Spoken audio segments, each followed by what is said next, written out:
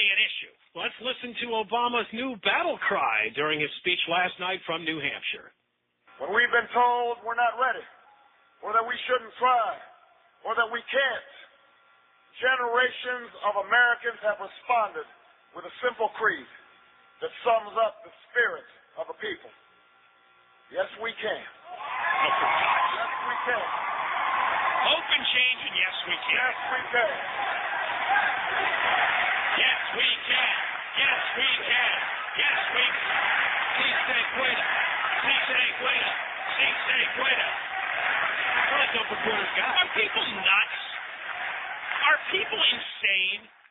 This guy stands up and starts chanting, yes, we can, and everybody chants, yes, we can, and yes, this is supposed to be... Yes, we can. And we who? Yeah, who's we? Well, is it just black people, mixed race people, just Democrats? Who's the we? What about me? All right, when we come back, we'll talk more, and we'll play a little bit of Barack or Obama mania. I'm tired of it. Obama mania should end, and end soon. There seems to be another surge. In fact, I'd read that Hillary cried again today, John, so maybe she's right. It shows you how bad it is, yeah. But at UCLA yesterday, while Barack wasn't there, Maria Shriver was there. She was the big surprise guest. Oprah was there. It was very exciting. We have some sound to play coming up, and we'll take your calls about what you think is the most important thing people should do tomorrow when they vote. Yeah, it was very exciting if you had breasts. Terry Ray Elmer has the news now. The John and Ken Show on KFI AM 640, more stimulating talk radio. Yeah. Monday, February 4th. Super Tuesday. But I thought you could vote for Democrats. They're open. Oh, you're right. I could. Yeah, I think if you ask for it, I think you have to ask for it. I don't know how that works. You know what? I'd pick Hillary over Obama. Will you actually do that tomorrow?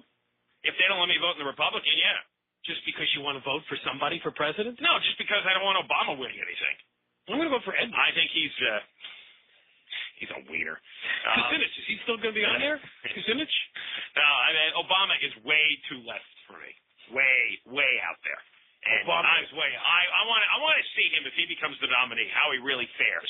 Once everybody gets past his hope and change shtick, and you start looking at how he votes and what he really wants to do, I don't think we haven't had a president that liberal in a long time. The most left-wing member of the Senate last year, according to an analyzation of votes. Not to channel Lloyd Benson, but he's no John Kennedy. John Kennedy was far more centrist than that. He's picking up Kennedy support left and right. The latest is Maria Shriver. Well, let me ask you something. Along with Caroline Kennedy and Ted Kennedy. Was that an estrogen fest yesterday at UCLA or what?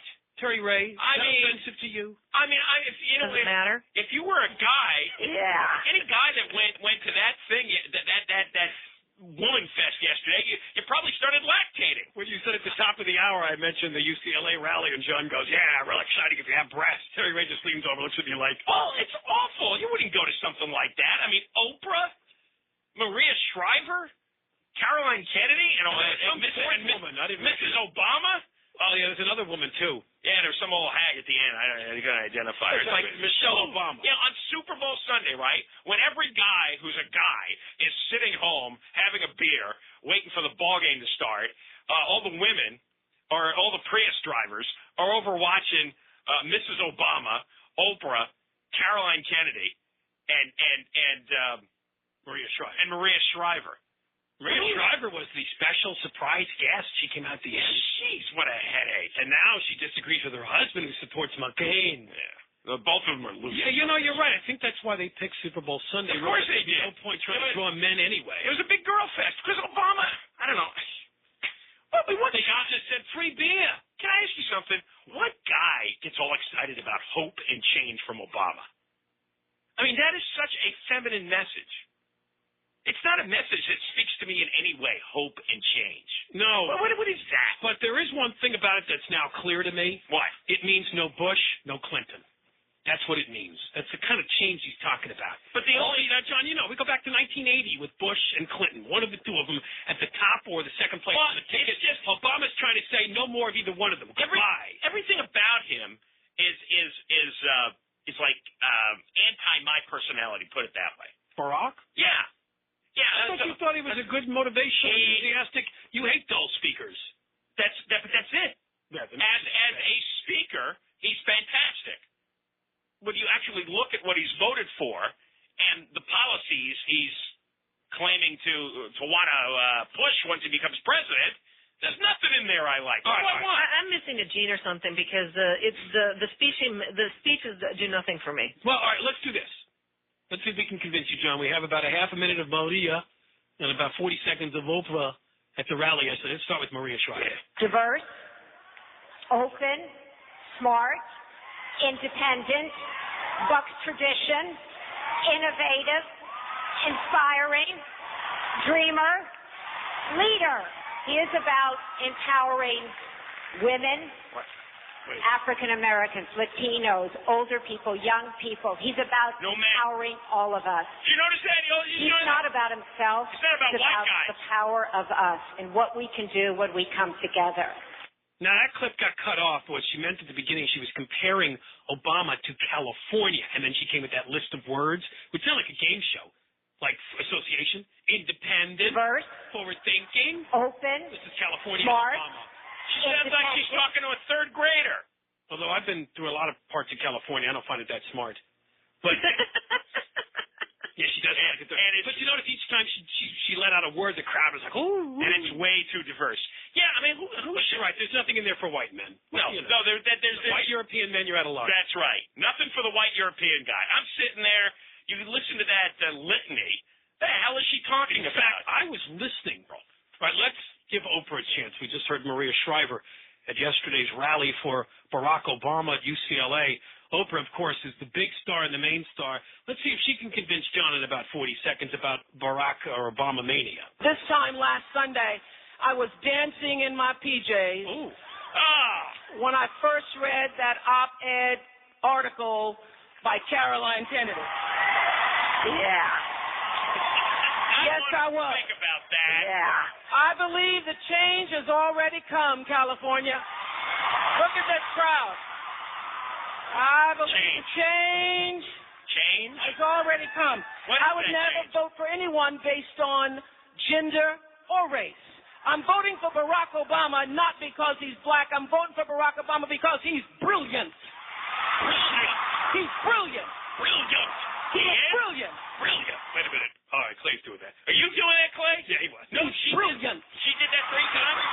He's brilliant. Oh. He is brilliant. Oh, I'm going to throw up. What is brilliant? He's brilliant.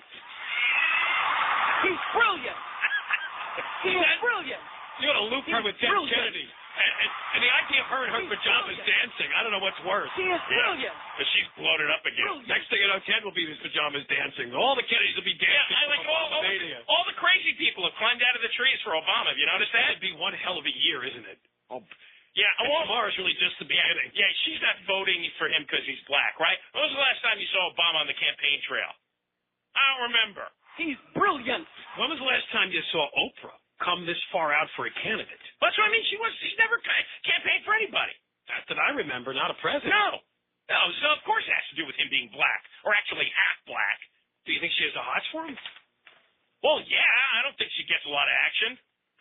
He's brilliant. Who's going to be dating Oprah? He's brilliant. Notice the enunciation. He is brilliant. All right, well, that's a frightening delivery. That actually disturbs me, and I can't explain why, but it does. So they all danced around in an estrogen high. Is that what you think happened yesterday? Yeah. The toll-free number. Exactly right. All right, here's Obama. Let me just say, He's in Illinois. I could not have a better senior senator than our great senator from the state of Illinois, Dick Durbin. Dick Durbin, that liberal. He's an idiot. He is an idiot. I have too many friends to mention, each one of them individually. But it is good to be back home. This is in Chicago. It is good to be home. It is good to have Michelle home. The girls are with us tonight, but we asked them, did you want to come on stage? And Malia, our 9-year-old, said, Daddy, you know that's not my thing. He won 10 states. So they're upstairs doing what they do. Before I begin, I just want to send my condolences to the victims of the storms that hit Tennessee and Arkansas today. Tornado. They are in our thoughts and in our prayers, and we hope that our federal government will respond quickly and rapidly to make sure like Katrina. they get all the help that they need. The polls are just closing in California. No. 45 minutes. And the votes are still being counted in cities and towns across America. But there is one thing. People yelling. I love you back. Yes. Scattered women. Love you, Barack. He's brilliant. Yeah. Is Oprah there? Loud There Oprah is one women. thing on this February night Bellowing from the floor. that we do not need the final results to know. We're going to have change. Our time has come. Oh, jeez. He's brilliant. He's brilliant. He is brilliant. Good net over her. Our time has come. Obama just won Colorado. Colorado. Projected for Obama. I was dancing in my PJs. Our time has come. Our movement is real. And change is coming to America. He's brilliant. Stand up for change, say the signs behind them. Get out of here. That means you can change the dollar. Yeah. The world has gone nuts. Only a few hundred miles from here, almost 1 year ago to the day, Oh, wait. as Dick said, we stood on the steps of the old state capitol Wait, American Idol. to reaffirm a truth that was What am I spoken doing? there so many generations ago. That He's a house the new American divided Idol. cannot stand. That we are more than a collection of red states and blue states. Yes, we're purple. We are and always will be the United States. All right. Wow. I'm going to bring us together. Here, take my money. Take it now. Go. Give it to the poor people. We all must go. USA. USA. USA.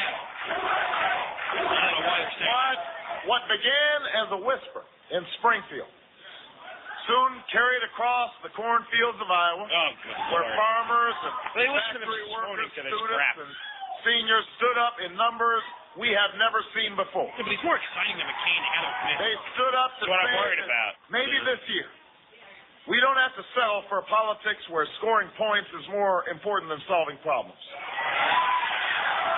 Maybe this year 11 states. we can finally start doing something about health care we can't afford. Maybe this year we Now, can some of them are small. start doing something about mortgages Well, we can't before pay. the last state, Clinton had one more delegates tonight, This not time including can California. be different. Ah.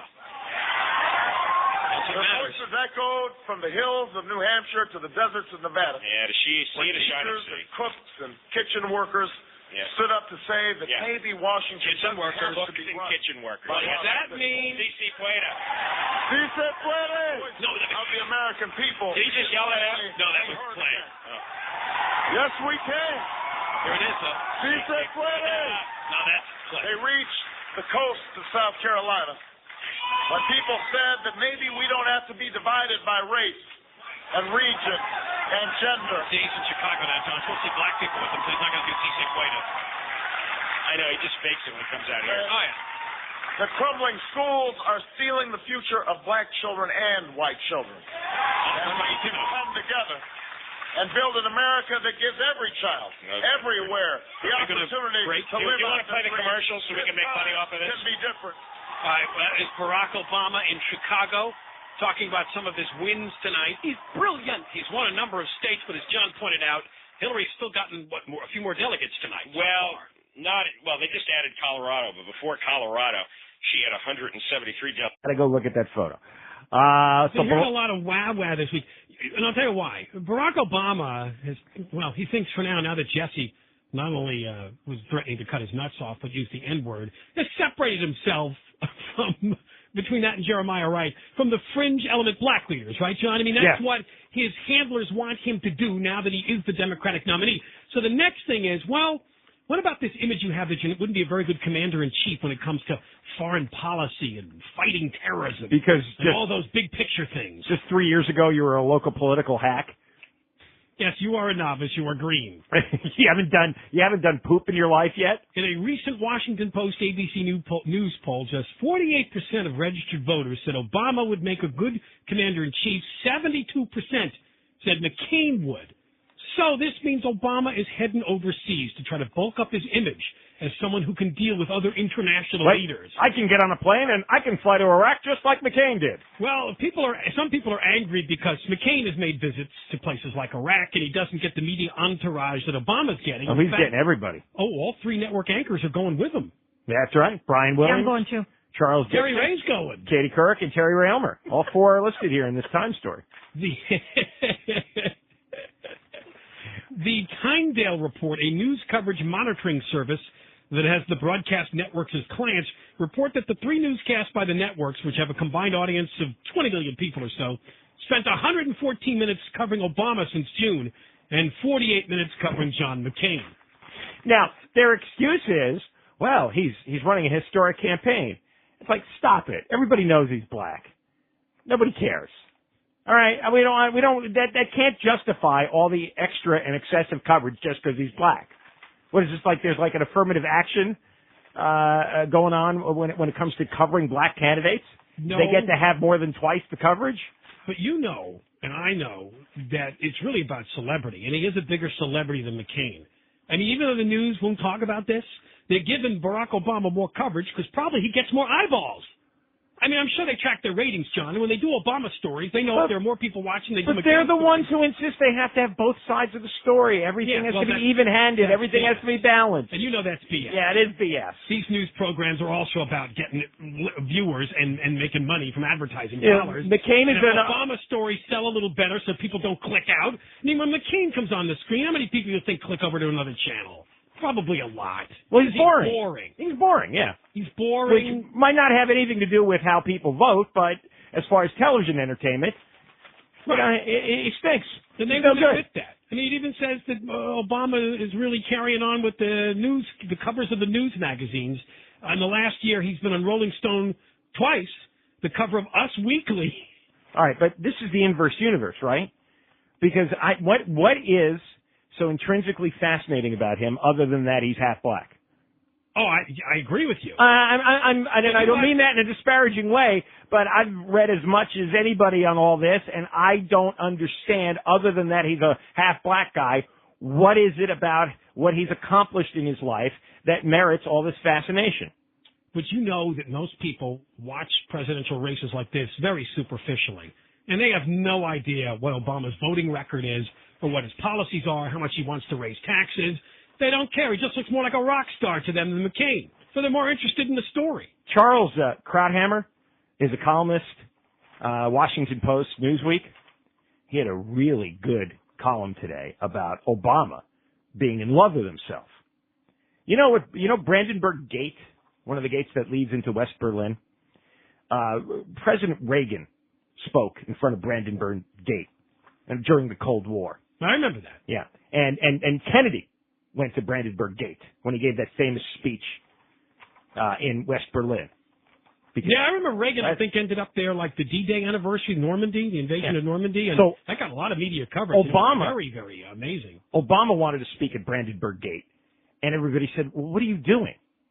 Because Reagan was fighting the Cold War. Kennedy was fighting the Cold War, during crucial moments of that period. But Barack Obama in front of that gate struck people as like, you're a wannabe. You haven't accomplished anything. You haven't done anything. Yeah, in that's fact, an odd place to pick. Even the Germans have convinced Obama to go somewhere else. That you're not worthy of standing in front of that great historic monument. And what Krauthammer writes here, Americans are beginning to notice Obama's elevated opinion of himself. There's nothing new about narcissism in politics. Every senator looks in the mirror and sees a president. Nonetheless, has there ever been a presidential nominee with a wider gap between his estimation of himself and the sum total of his lifetime achievements? And Krauthammer writes, Obama is a 3-year senator without a single important legislative achievement to his name. And that's a fact. A former Illinois state senator who voted present nearly 130 times. 130 times. He was supposed to vote on a bill, yes or no, and he was there and decided not to vote either way. As president of the Harvard Law Review, as a law professor, and as a legislator, has he ever produced a single notable piece of scholarship? Has he written a single memorable article? His most memorable work is a biography of his favorite subject, himself. And it's a subject on which he can talk effortlessly. In his victory speech upon winning the nomination, Obama declared it a great turning point in history. Generations from now, we will be able to look back and tell our children that this was the moment the rise of the oceans began to slow. Like just the nomination of the Messiah, Barack Obama, has caused the oceans to slow in their rise. He says we are the ones we've been waiting for. He even had a quasi-presidential seal with its own Latin inscription affixed to his podium until general ridicule, it was pointed out that he was not yet president, induced him to take it down. He lectures us that instead of worrying about immigrants learning English, you need to make sure your child can speak Spanish, a language Obama does not speak. He further admonishes us how embarrassing it is that Europeans are multilingual, but we go over to Europe, and all we can say is, merci beaucoup. But Obama speaks no French. It's beaucoup. Well, I don't speak French either. That's thank you very much. His wife assures us that President Obama will be a stern taskmaster. Barack Obama will require you to work. He's going to demand that you shed your cynicism, that you come out of your isolation. Barack will never allow you to go back to your lives as usual, uninvolved and uninformed. And Krauthammer writes, for the first few months of the campaign, the question was about Obama, who is he? The question now is, who does he think he is? We are getting to know. Redeemer of our uninvolved, uninformed lives. Lord of the seas. As he said on Victory Night, his rise marks the moment when our planet began to heal. Now, Krauthammer writes, as I recall, I'm no expert on this, Jesus practiced healing just on the sick. Obama operates on a larger canvas. The thing I have to say, he's right on a lot of that, but Krauthammer is one of these conservatives that's angry that Obama is such a rock star. And he doesn't really understand that that's who wins presidential elections. The guy that people see as the most inspiring or the most likable. And he's the winner. And I'm sorry, that's the way it's been for years. And back when this crowd loved Reagan, Reagan had that going for him. That's one of the reasons he got elected 2 times. He had that kind of personality and charm, and he inspired people, or at least they felt he was inspiring them. That's who wins elections. Experience, voting record, attitude on leadership, people don't vote on that. They're looking for somebody that they feel should be president. It's really hard if you have half a brain in your head to stand and stomach this, though. At least Reagan had been around for a couple of decades involved in politics. Right. But JFK wasn't around that long when he got elected president in 1960. He had about 14 years, I guess. He was a congressman, and then he became a senator. Obama, not a lot of experience, but Obama has really set a new threshold here. I mean, we're talking 3 years. We're talking 3 years. I mean, we're talking 4 years ago, nobody heard of him, and there was no reason to hear him. But ask yourself this. Bush's approval rating is what, like 20%? He has tapped into the fact that people, maybe not you and I, but a lot of people are just kind of fed up. Oh, I am fed up too. But it doesn't mean Obama's going to take us to a better place here. Well, and I guess that's what really bothers me is people think he's actually going to take us. He's going to carry us. No. We're going to climb on his back and he's going to take us to some kind of promised land. No, he's a politician just like the rest. I know. I mean, and he'll get caught up in the gridlock that is Washington just like all the rest. If we have the debate on McCain being an old hack politician versus Obama being a new hack politician, well, that's palatable. Because I have no proof that Obama is going to be a good or bad president. But it is impossible for me to stomach the adulation for him.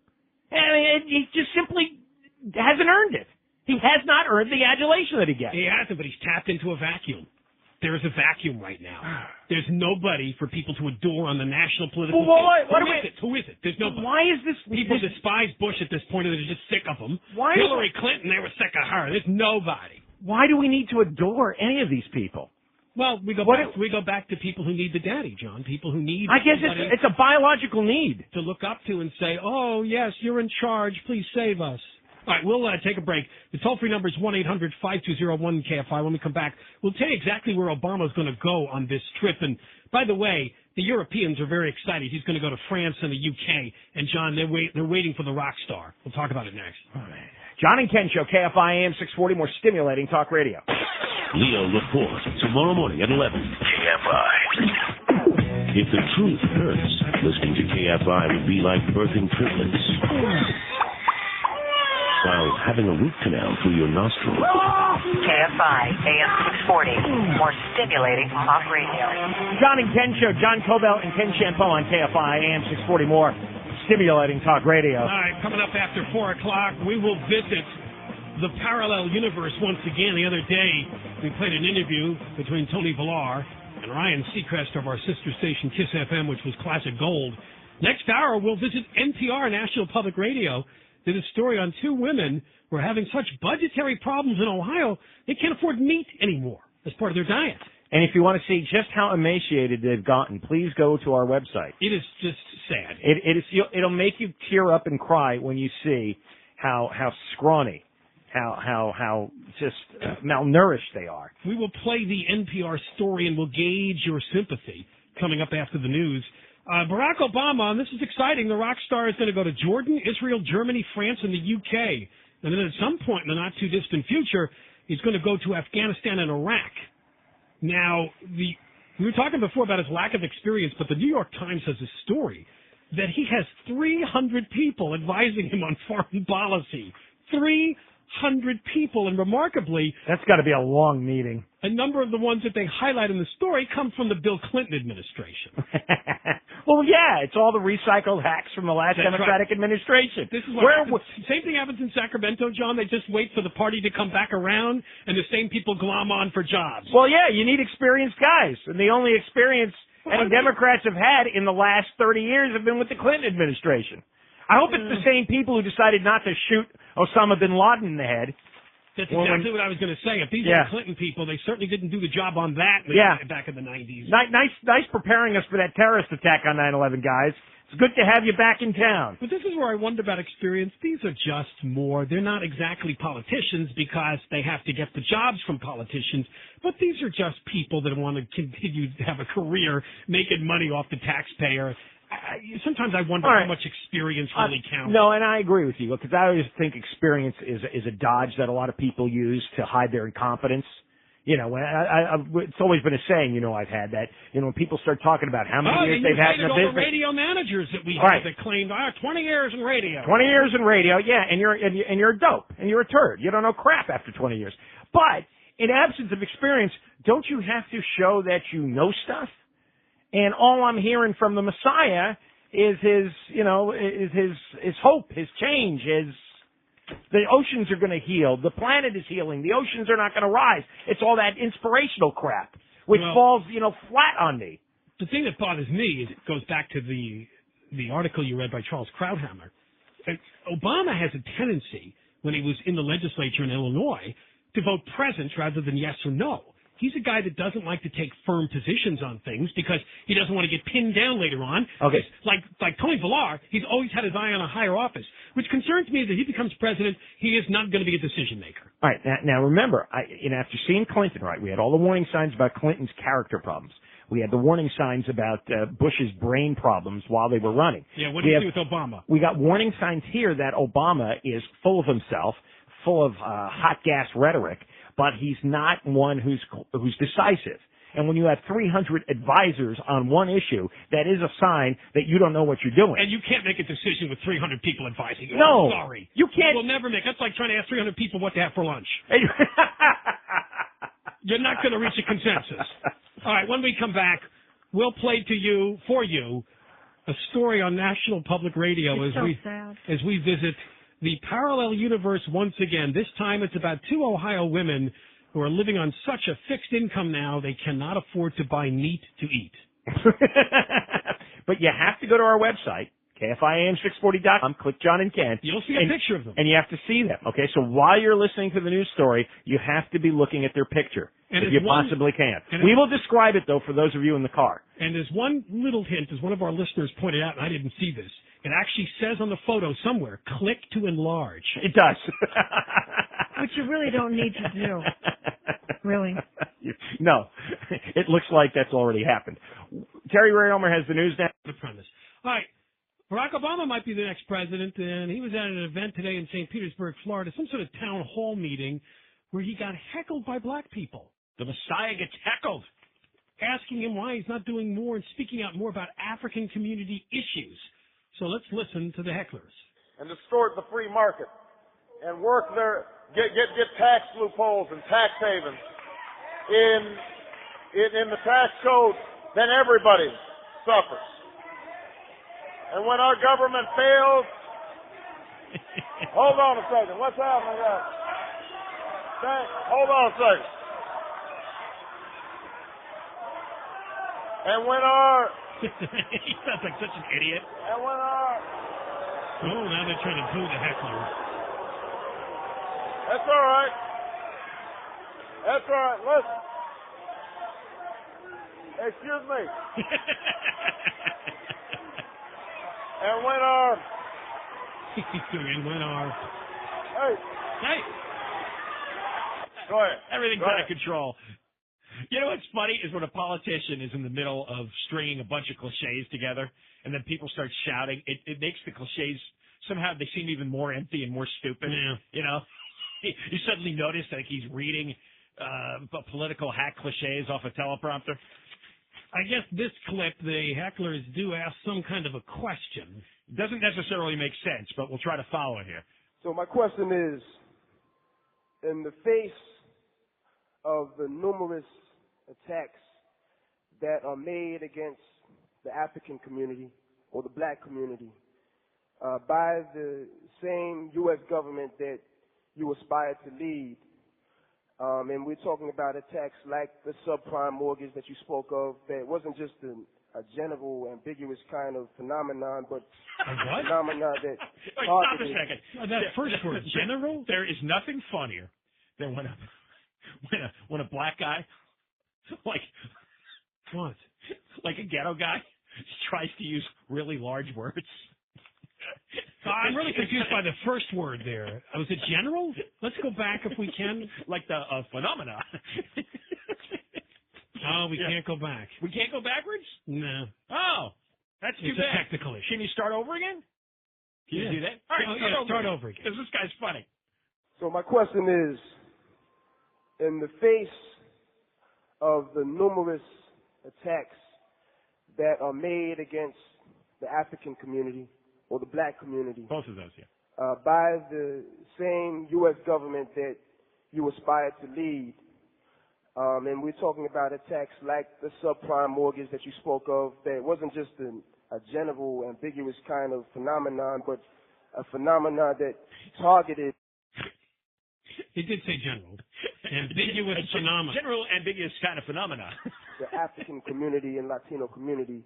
Attacks like the killing of Sean Bell by the New York Police Department and Javon Dawson right here in St. Petersburg by the St. Pete Police. This guy's a plan. And the Gina 6 and Hurricane Katrina, and the list goes on. This is a and Jesse type all guy. these attacks that are clearly being real made on stupid the African community.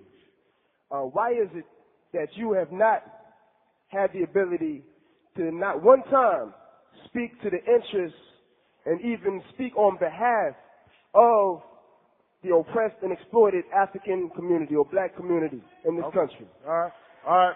The mortgage sale was the. I guess. Hold on a second, everybody. I want everybody to be respectful. That's why we're having a town hall meeting. This is democracy at work. And he has a legitimate question. He did. So I want to give him an answer. Obama understood it. The oppressed. I think you're misinformed about when you say not one time. Every issue you've spoken about, I actually did speak out on. When it came to, hold on. I'm going to go through the very specific examples. I've been talking about predatory lending for the last 2 years in the United States Senate and worked to pass legislation to prevent it when I was in the state legislature. People are forced to take those mortgages. Predatory lending. And I have repeatedly said that many of the predatory loans that were made in the mortgage system did target African American and Latino communities. I've said that repeatedly. Well, Number two. Wait a second. Stop a second. This was first sold a couple of years ago as a way for poor people to finally own a home. Remember that they didn't have to put any money down, that they would get a low teaser interest rate, and that this was a way to open up the American dream of home ownership to people who had been unfairly denied a chance. Minorities who were unfairly denied a chance for the American dream. But they now it turned into predatory lending because they didn't understand. They didn't understand that the rate was going to jump many points in just a couple of years or less. That's great. Oh, that is just rich. They didn't understand the concept of a teaser rate. When you offer the chance for them to own a home, up until that point, it was some kind of racial discrimination against them. So you finally offer them a chance to own a home. They can't make the payments, and now it's discriminatory because you're requiring them to make the payments because you loan them money and they agreed to pay it back at a certain rate. And now you're being racist for making them pay back the money. Unbelievable. All right, keep rolling this. I was the first candidate to get out there and say, this is wrong, there's an injustice that's been done, and we need to change it. That's number 2. You were first. Who keeps track of that? I don't know. I wasn't aware of that. Bell got shot. I put out a statement immediately saying, this is a problem. A statement. A position paper. I had... I'm sorry, wait. Don't start... Hold on. Don't start, shouting back. I'm just answering your question. On each of these issues, I've spoken out. Now, I may not have spoken out the way you would have wanted me to speak out. Stand up and yell. Which is fine, because I understand, but which is fine. Way too kind. Why deal with a crazy person? Yeah, I don't understand this. Because they're black. Exactly. Yeah, they're black, and that makes them sensitive. White guys would have been escorted out of the room. Here's what I'm suggesting. What I'm suggesting is that on each of these issues that you mentioned, I have spoken out, and I've spoken out forcefully. And look, I was a civil rights lawyer. I passed gas. Yeah, he is. He's having a Villar moment. I passed the first racial profiling legislation in Illinois. There you go, clap. He passed it? He was one voter. Some of the toughest death penalty reform legislation in Illinois. So these are issues I've worked on for decades. Now, that doesn't mean that I'm going to always satisfy the way you guys want these issues framed. And I understand. Politics that long. Which but gives you the civil rights guy of voting for somebody else. It gives you the option to run for office yourself. Yeah, you go run for president. Those are all options.